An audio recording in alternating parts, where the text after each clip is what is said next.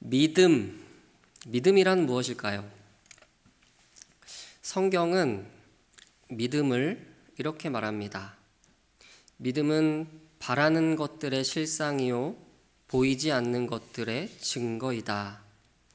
이제 믿음장이라고 말하는 히브리서 11장 1절 말씀이죠. 바라고 소망하는 것들의 실제이다. 보이지 않는 것들의 증거이다. 철학에서는 믿음을 이렇게 말합니다.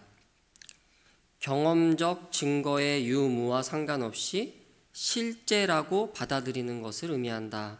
이 말이 조금 어려운데요. 그러니까 믿음은 그것이 실제인지 증명할 수 있는 것과 상관없이 내가 그것을 실제라고 믿는 것을 말한다. 이렇게 말합니다. 자, 여기 성경책이 있습니다. 여러분, 이것은 성경책입니다. 믿으십시오. 아멘.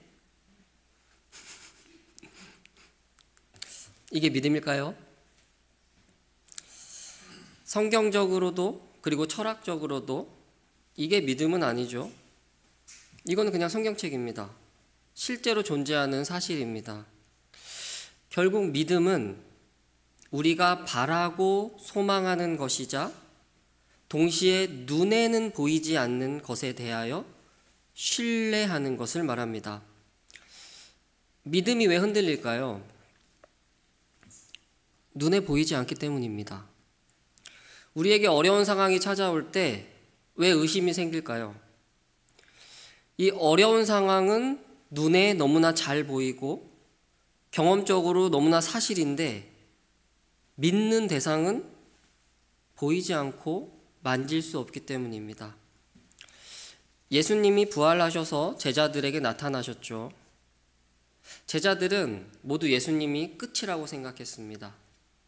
그런데 예수님이 제자들에게 이렇게 부활의 몸을 입고 딱 나타나셨어요. 아무도 그런 일이 일어날 거라고 생각한 사람이 없었죠.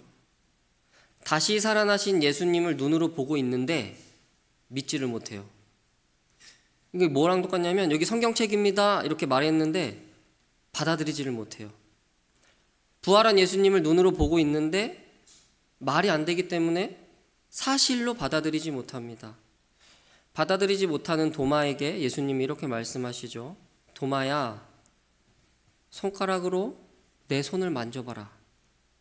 손을 내밀어 내 옆구리를 넣어봐라. 옆구리에 십자가에 달리실 때 박히신 못자국을 만져보라고 한 거죠. 창자국과. 도마는 그제서야 이렇게 고백합니다. 나의 주님이시오 나의 하나님이시이다. 그러자 주님이 이렇게 말씀하십니다. 너는 나를 보고 만졌기 때문에 믿는구나. 나를 보지 않고 만지지 않고도 믿는 사람은 복이 있단다. 성도 여러분, 그런데요, 이 이후로 예수님이 승천하시고 나서 예수님을 눈으로, 손으로 만진 사람은 한 명도 없습니다. 예수님이 승천하신 후에 2000년 동안 한 명도 없습니다. 결국 믿음은 보이지 않는 것, 만지지 못하는 것을 받아들이는 것입니다. 오늘 하박국 선지자는 이렇게 선언하고 있습니다. 의인은 믿음으로 말미암아 살리라. 이 말씀은 하나님이 하박국에게 주고 있는 두 번째 대답입니다. 그러니까 하박국이 하고 있는 말이 아니고 하나님이 하시는 말씀입니다. 사랑하는 성도 여러분, 믿음이 있으신가요?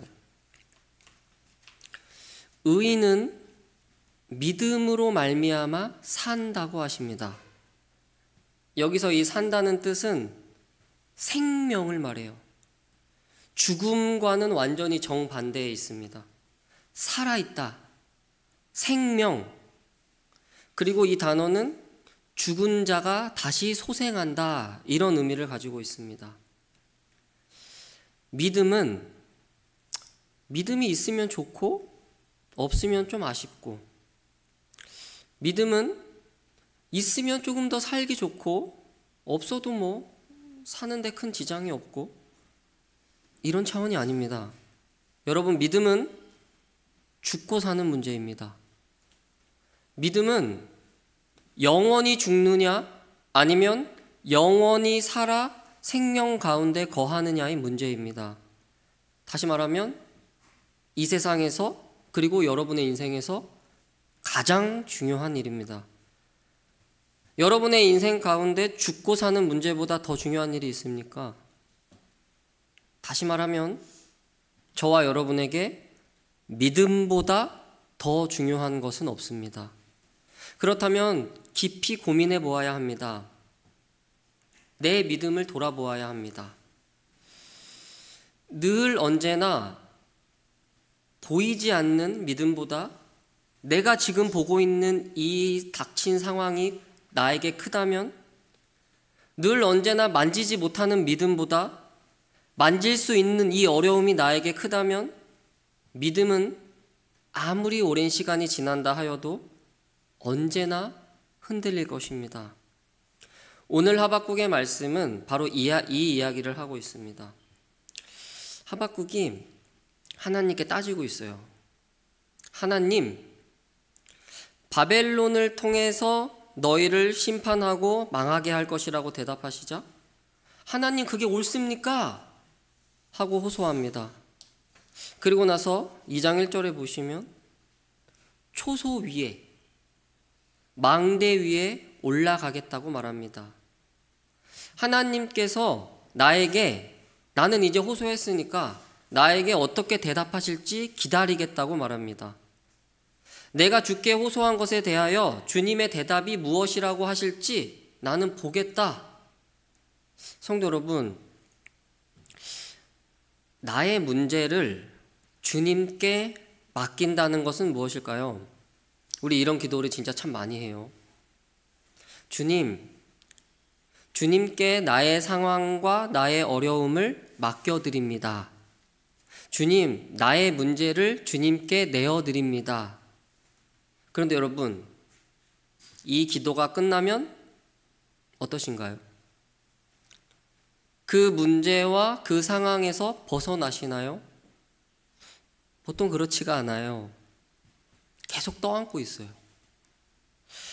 분명 주님께 맡겨드리고 내어드린다고 기도를 했는데 기도가 끝나자마자 다시 그 문제에 눌려버립니다.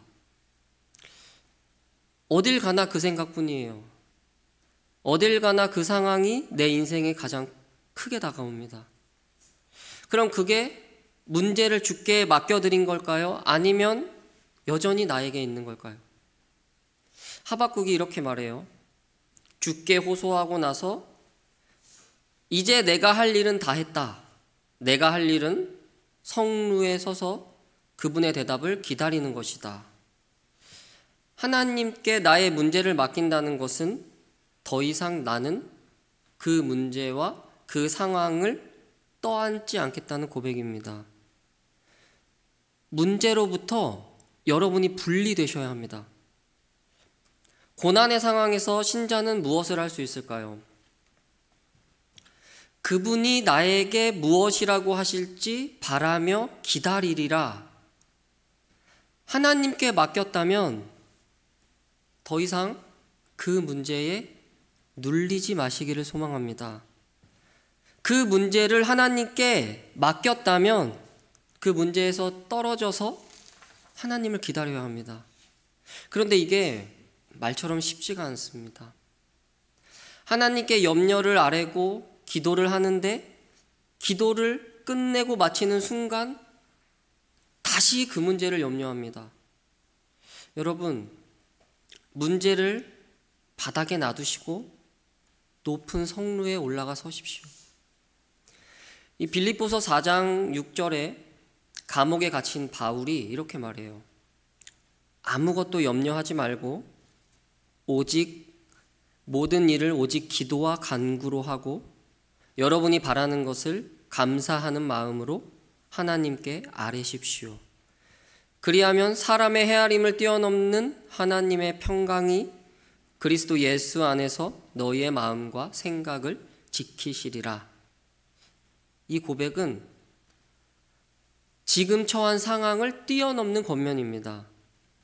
감옥에 갇혀 있잖아요. 상황은 죽을 것 같은데 전적으로 그분에게 맡겼기 때문에 가능한 고백입니다. 그분에게 맡긴다는 기도가 여러분의 입술만의 고백이 아니라 믿음의 고백이 되시기를 바랍니다. 이 모든 게 믿음이에요. 내가 처한 나의 눈에 너무나 잘 보이는 이 어려움을 내 힘으로는 어떻게 할 수 없다는 믿음. 이 모든 것이 눈에 보이지 않는 그분의 손 안에 있다는 믿음. 그러니 지금 처한 이 상황에 눌리지 않고 그분의 일하심을 기대하겠다는 믿음. 고난과 어려움이 여러분의 인생에 찾아오거든 그분에게 맡기시고 성루에 서서 그분의 일하심을 고대하며 기다리는 저와 여러분이 되기를 소망합니다. 불신자는 상황과 고난, 눈에 보이는 것 그거 자체가 전부이지만 저와 여러분에게는 믿음이 있기 때문에 상황과 고난 가운데서도 자유하시기를 부탁드립니다. 하박국이 하나님의 말씀을 이렇게 기다리는데 하나님이 이제 두 번째 대답을 하십니다. 이렇게 말씀하시죠. 2장 2절일 거예요. 여호와께서 내게 대답하여 이르시되 너는 이 묵시를 기록하여 판에 명백히 새기되 달려가면서도 읽을 수 있게 하라. 왜 판에 새기라고 했을까요? 이 달려가면서도 읽을 수 있게 하라는 말은 달려가면서 내가 너에게 한 이 말을 전파해라 이런 뜻으로 해석될 수 있습니다. 판에 새긴다는 것은 주님의 말씀이 변치 않고 오래도록 많은 사람들이 볼 수 있게 하라는 말입니다. 즉 주님은 하박국에게 주시는 이 마지막 대답을 판에 새겨서 널리 전파하여 주를 신뢰하는 사람들이 주의 말씀을 듣기를 바라십니다. 그분의 변치 않는 약속이 무엇인지 똑똑히 마음판에 새기기를 원하십니다. 저도 이 시간에 여러분께 간절히 부탁드립니다.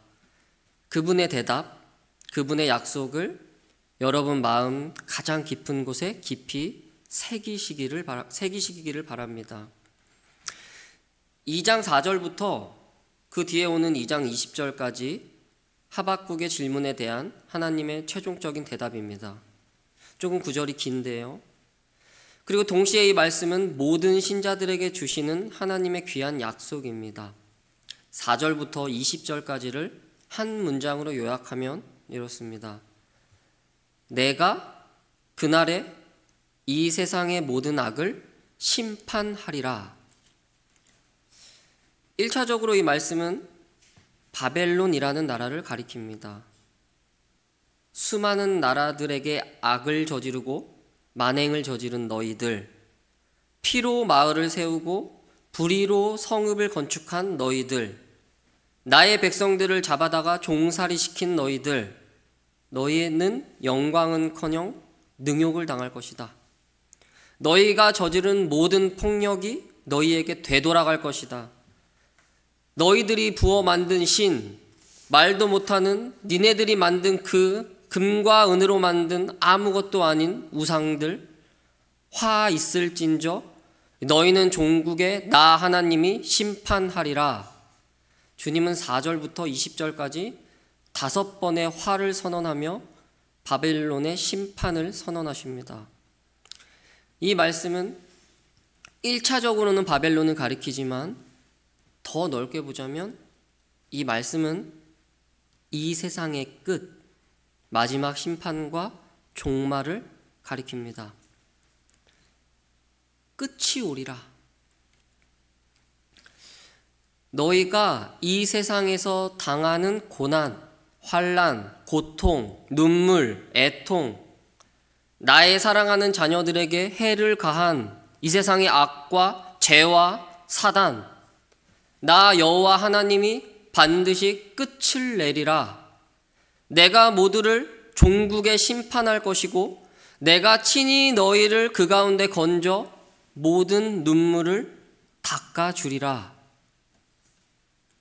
믿음이란 무엇일까요?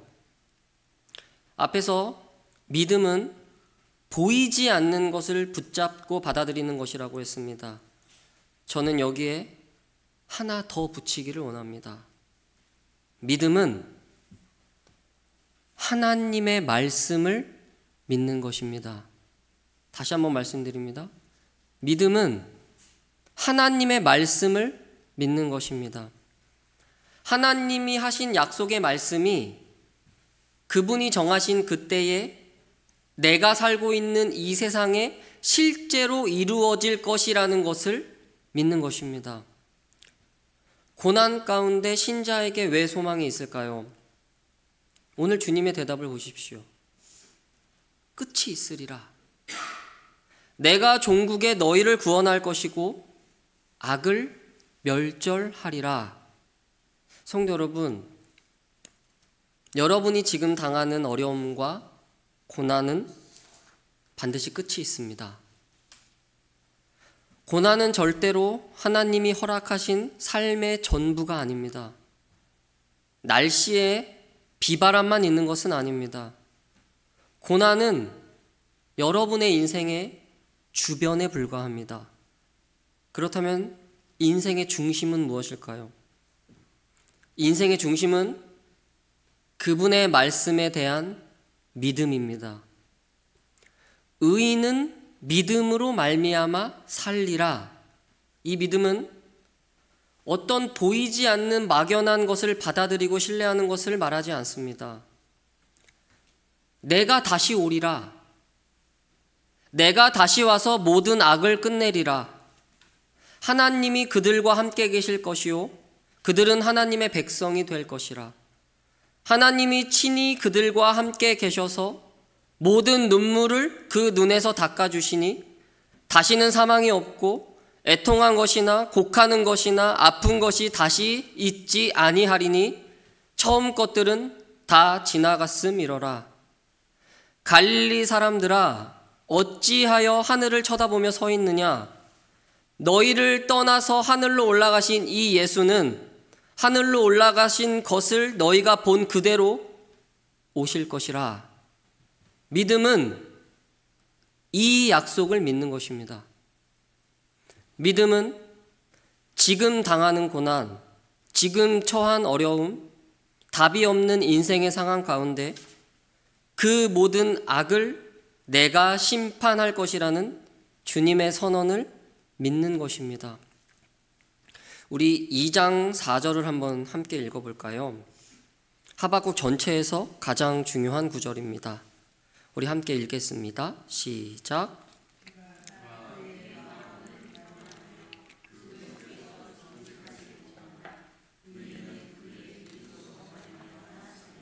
아멘. 두 부류의 사람이 나옵니다. 마음이 교만하여 정직하지 못한 사람과 믿음으로 사는 사람.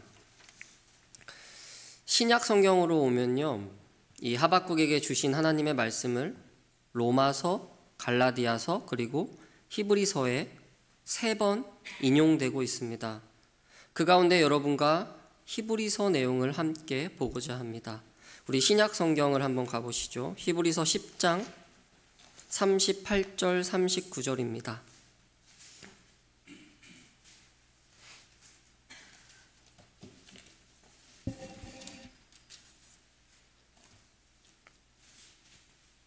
히브리서 10장 38절 39절인데요. 우리 함께 읽어보겠습니다.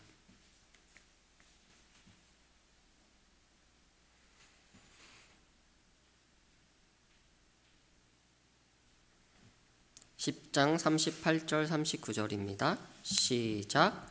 나의 의인은 믿음으로 말미암아 살리라.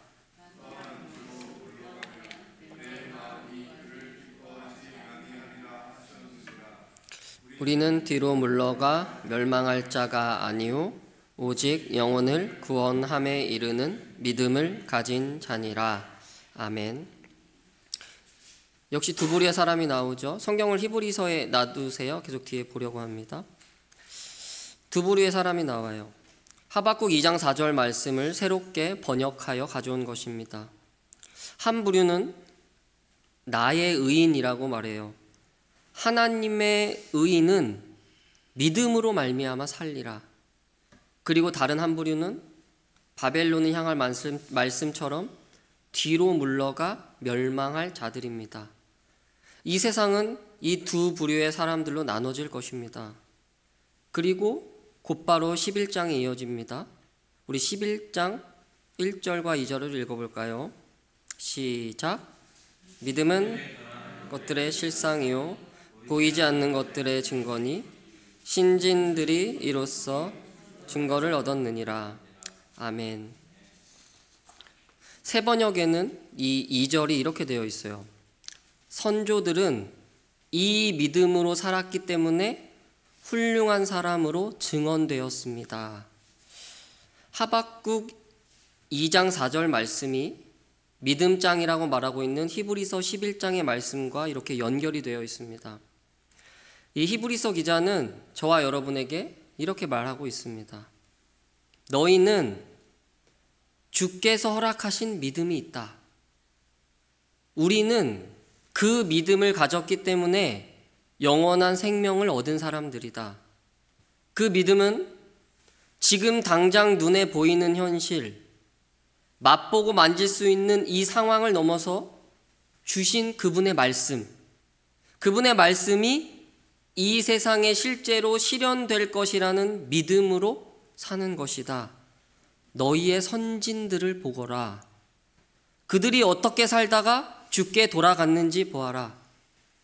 전부 다 하나같이 하나님의 약속의 말씀을 붙들고 살았다. 눈에 보이는 것은 절망이었는데, 눈에 보이는 것은 고통이었고, 하나님의 말씀은 너무나 멀리 있는 것 같았는데, 그러나 그들에게는 주께서 주신 믿음이 있었다고 말합니다.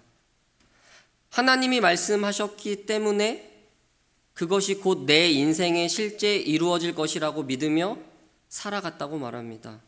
하면서 주시는 말씀이 11장 3절부터 쭉 이어집니다.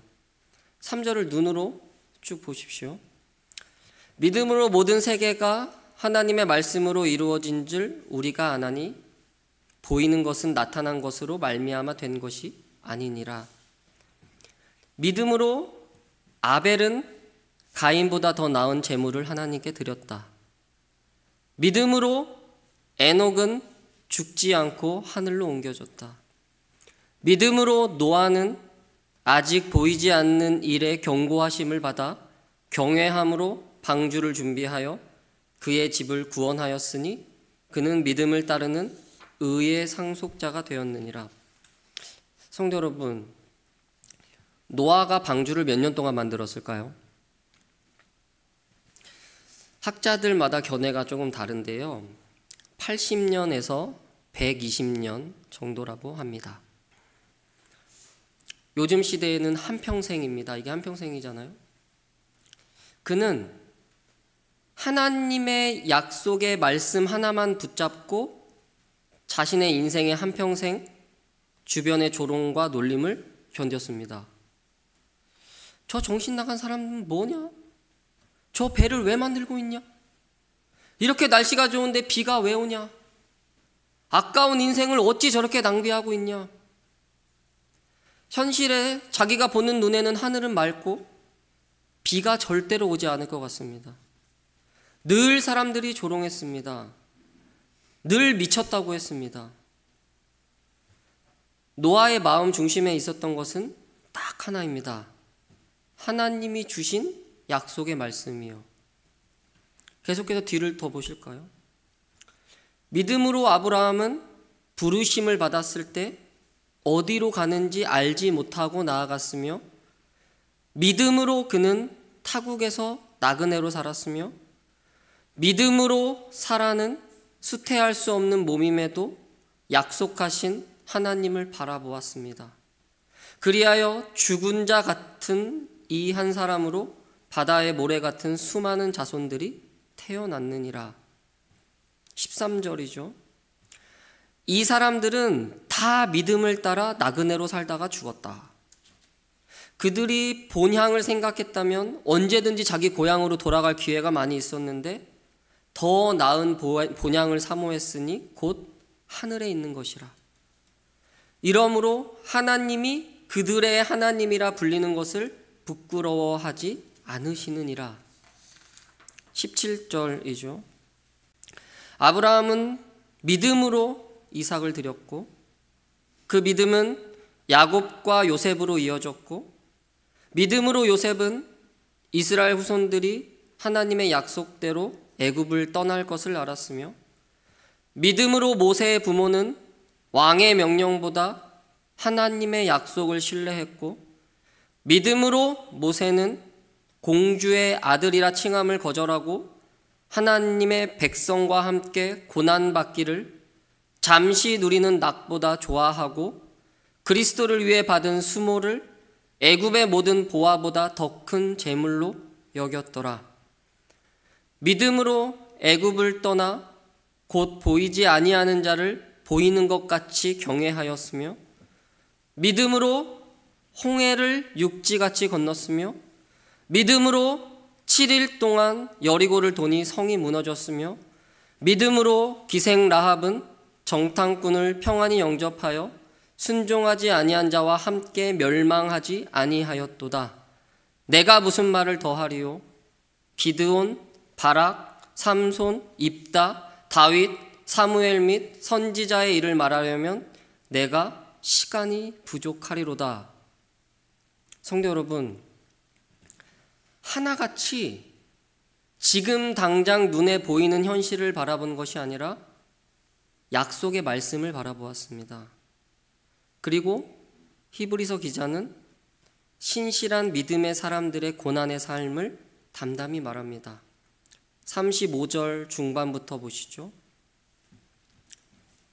어떤 이들은 더 좋은 부활을 얻고자 심한 고문을 받되 구차히 풀려나기를 원하지 아니하였으며 또 어떤 이들은 조롱과 채찍질 뿐 아니라 결박과 옥에 갇히는 시련도 받았으며 돌로 치는 것과 톱으로 켜는 것과 시험과 칼로 죽임을 당하고 양과 염소의 가죽을 입고 유리하여 궁핍과 환난과 학대를 받았으니 그들이 광야와 산과 동굴과 토굴에 유리하였느니라. 그리고 12장 1절을 보시죠.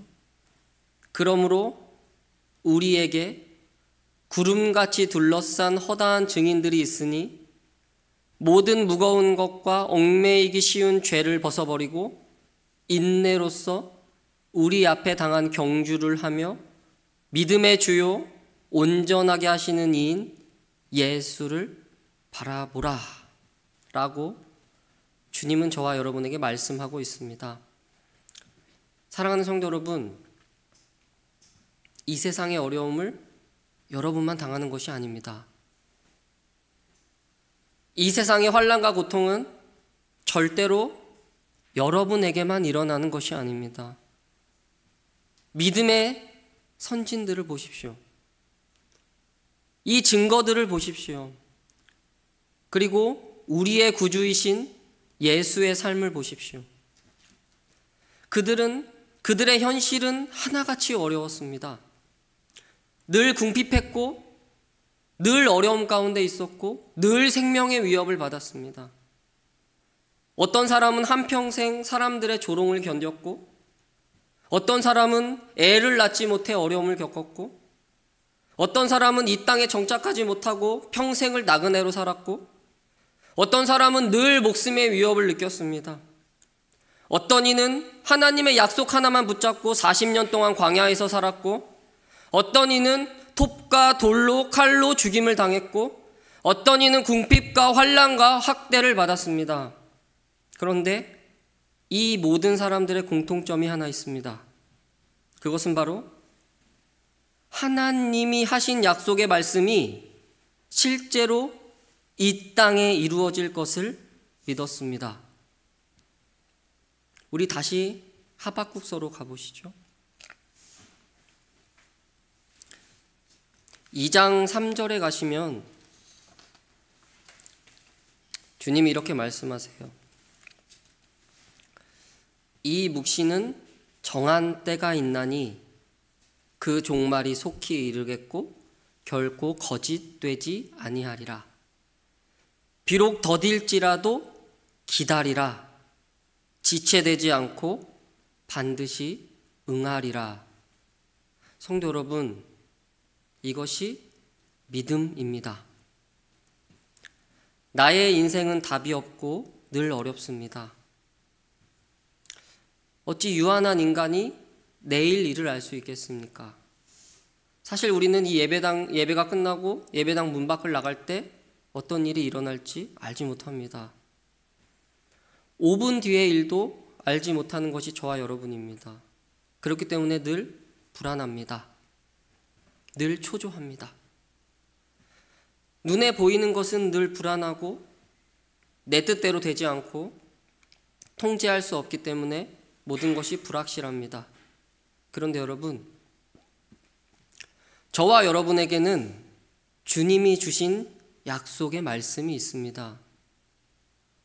비록 더디게 느껴질지라도 지체되지 않고 반드시 응하리라.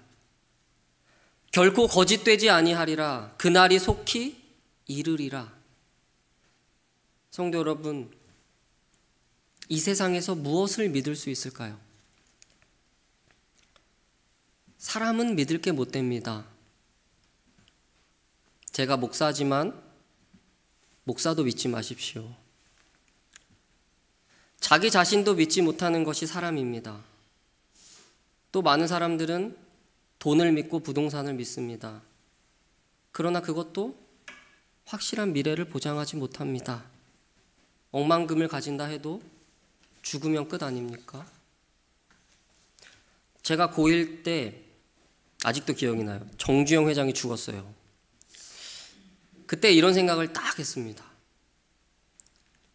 돈보다 중요한 게 있겠구나. 젊음과 건강도 믿지 마십시오. 여러분 다 젊어 보셨잖아요. 여러분 다 건강해 보셨잖아요. 정말 짧죠? 한철입니다. 과학과 기술도 믿지 마십시오. 이 나라의 복지 정책도 믿지 마십시오.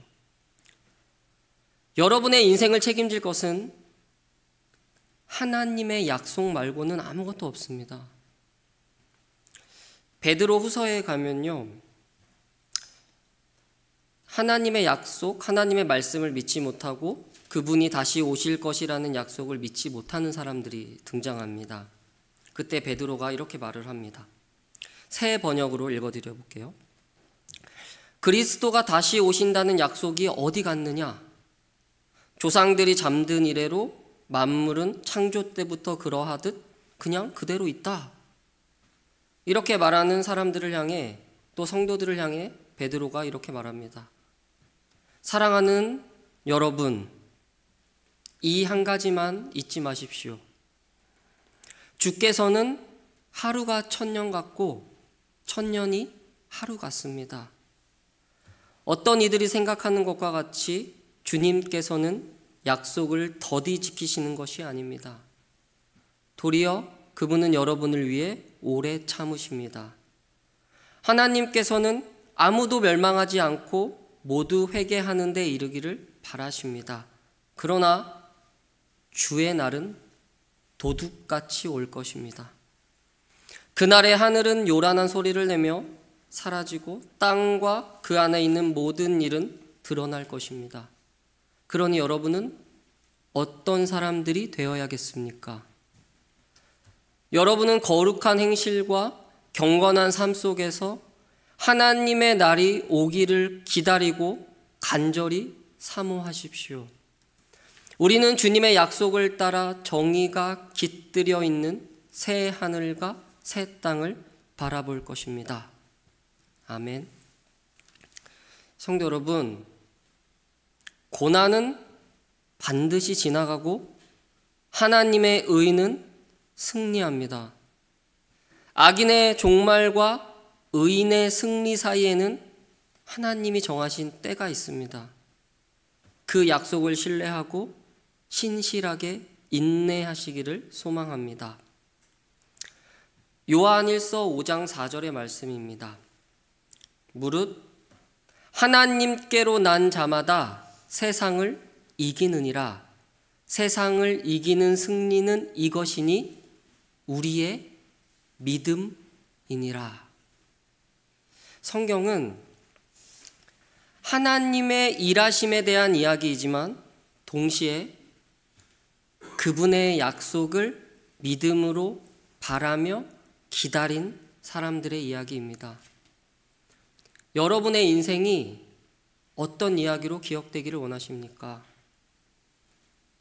고난 가운데 어쩔 줄 몰라 했던 이야기, 갑작스러운 환난에 믿음을 저버린 이야기, 이것보다 이렇게 기억되면 어떨까요? 한평생 믿음으로 살다 간 이야기, 고난과 환난 가운데서도 끝까지 주의 약속이 이루어지기를 바라며 기다린 이야기. 하박국을 통해 주님은 꼭 저와 여러분에게 말씀하기를 원하십니다. 내 약속을 붙잡고 절대로 믿음을 잃지 말고 인내하거라. 내가 반드시 너의 모든 눈물을 닦아줄 터이니 그날을 사모하거라. 곧 만나자 내 아들과 딸들아. 절대로 지체되지 않을 것이니 절대로 더디지 않을 것이니 그날을 기다리며 소망을 갖거라. 내 아들과 딸들아. 사랑하는 성도 여러분, 아마 여기 계신 분들은 몇 명을 제외하고 저보다 오랜 신앙생활을 하신 분들일 겁니다. 이 시간 목사로서가 아니라 여러분의 믿음의 후배로서 선배님들께 간곡히 부탁드립니다. 선배님들, 믿음으로 사십시오. 눈에 보이는 것은 늘 여러분을 사로잡을 겁니다. 당장 만질 수 있는 것들이 이게 다라고 여러분을 속일 겁니다. 그럴 때마다 흔들리지 마시고 하늘을 보십시오. 그럴 때마다 하나님의 말씀을 보십시오. 그리고 여러분 마음에 새긴 그분의 약속을 붙잡으십시오. 끝이 곧 올 것입니다. 그분이 곧 오셔서 여러분이 이 세상을 살며 흘렸던 눈물, 고통, 어려움, 고난, 그 모든 것들을 기쁨과 영생으로 바꾸어 주실 것입니다. 그러니 믿음의 선배님들, 그날까지 반드시 지체되지 않고 이 세상에 실현될 그날까지 주께서 주신 약속의 말씀을 사모하며 신뢰하는 믿음으로 살아가십시오. 저도 그런 여러분을 본받아서 매 순간 믿음으로 살아내는 여러분의 신앙을 본받아서 끝까지 주께서 보내시는 자리에서 믿음의 경주를 다하는 한 그리스도인이 될 것을 다짐합니다. 의인은 믿음으로 말미암아 살리라. 죄인들이었던 우리에게 믿음을 주시고 의인 삼아 주신 그분의 은혜를 붙잡고 끝까지 우리에게 주신 그 약속을 향해 믿음의 경주를 다하는 저와 여러분이 되기를 주의 이름으로 간절히 소망합니다.